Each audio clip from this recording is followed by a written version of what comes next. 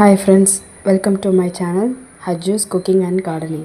இன்னைக்கு பார்க்க போகிற recipe spicy honey chicken lollipop எப்படி செய்கிறதுன்னு பார்க்கலாமா? இதுக்கு லாலிபாப் டைப்பில் சிக்கன் எடுத்திருக்கேன். நீங்கள் எந்த சிக்கன் வேணாலும் சேர்த்துக்கலாம்.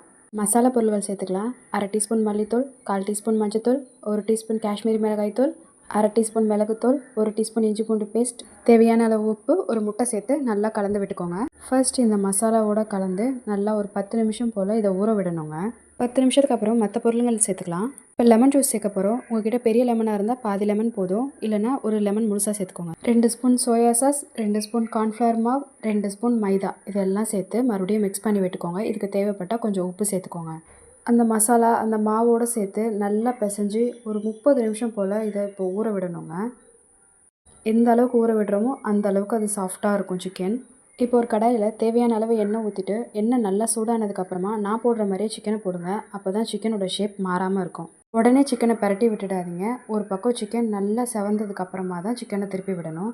இந்த வீக்கெண்டே இந்த ரெசிபியை ட்ரை பண்ணுங்கள். நிஜமாக சொல்கிறேன், இது ரொம்பவே நல்லாயிருக்கும். எல்லா சிக்கனையும் ஃப்ரை பண்ணிவிட்டு எல்லாத்தையுமே ஒரு பிளேட்டில் ட்ரான்ஸ்ஃபர் பண்ணி வச்சுக்கோங்க. இப்போ ஒரு பேனில் சிக்கன் பொரிச்சோம் இல்லையா, அந்த எண்ணெயவே இதில் சேர்த்துக்கலாம். ஒரு 4-5 டீஸ்பூன் போல் எண்ணெய் சேர்த்துக்கோங்க. இப்போ இதில் பொடியாக நறுக்கின 2 டீஸ்பூன் இஞ்சி, 2 டீஸ்பூன் போல் பூண்டு, 2 டீஸ்பூன் போல் பச்சை மிளகாய் சேர்த்துட்டு நல்லா கலந்து விட்டுக்கோங்க. பொன்னிறமாக செவக்கிற வரைக்கும். இஞ்சியும் பூண்டும் நல்லா பொன்னிறமாக ஆனதுக்கப்புறம் ஒரு மீடியம் சைஸ் வெங்காயத்தை பொடியாக கட் பண்ணி இதோட சேர்த்துக்கோங்க.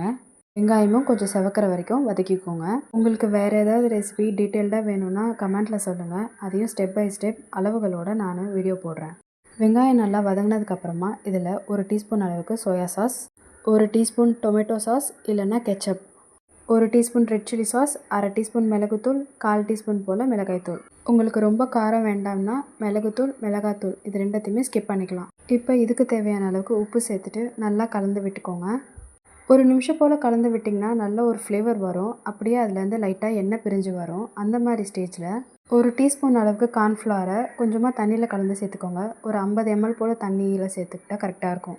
இப்போ இதையுமே நல்லா கலந்து விட்டுக்கோங்க. ஒரு 30 செகண்ட் போல் கிளறினீங்கன்னா நல்லா திக்காகி இந்த மாதிரி ஒரு டெக்ஸ்சர் கிடைக்கும். இப்போ இதில் ஒரு 2 டீஸ்பூன் அளவுக்கு தேன் சேர்த்துக்கோங்க. தேன் சேர்த்ததுக்கப்புறமா ஒரு 30லேருந்து 40 செகண்ட் வரைக்கும் அதை நல்லா கிளறி விட்டுக்கோங்க. எல்லாம் நல்லா கலந்து விட்டதுக்கப்புறமா ஆல்ரெடி ஃப்ரை பண்ணியிருக்கிற சிக்கனை 1 by 1 உள்ளே சேர்த்துக்கோங்க. தேனோட இனிப்பு, மசாலாவோட காரம், சாஸோட புளிப்பு, இஞ்சி பூண்டோட ஃப்ளேவர், மசாலாவில் ஃப்ரை ஆன சிக்கன் இது எல்லாமே ஒன்றா ஒரே டைமில் மிக்ஸ் ஆகும்போது வேறு லெவல் டேஸ்ட் கிடைக்கும். ட்ரை பண்ணி பாருங்கள். சிக்கனில் இந்த மசாலா நல்லா ஸ்ப்ரெட் ஆகணும். அதனால் நல்லாவே பிரட்டி விட்டுக்கோங்க. நல்லா பிரட்டி விட்டதுக்கப்புறமா அப்படியே விட்டுடுங்க. ஒரு பக்கம் நல்லா ஃப்ரை ஆகட்டும். இப்போ இது மேலே கொஞ்சமாக வெள்ளை எள்ளு தூவிக்கோங்க. இது ஆப்ஷனல் தான், ஆனால் இது சேர்க்கும் போதுமே இதோட ஃப்ளேவர் இன்னும் நல்லாயிருக்கும். அவ்வளோதாங்க, ஸ்பைசி ஹனி லாலிபாப் சிக்கன் தயாருங்க. இந்த வீடியோ உங்களுக்கு பிடிச்சிருந்தா மறக்காமல் லைக் அண்ட் சப்ஸ்கிரைப் பண்ணிக்கோங்க. உங்கள் ஃப்ரெண்ட்ஸ் அண்ட் ஃபேமிலிக்கு ஷேர் பண்ணுங்கள். இந்த ரெசிபி எப்படி இருந்துச்சுன்னு கமெண்ட் பண்ணுங்கள். தேங்க்ஸ் ஃபார் வாட்சிங்.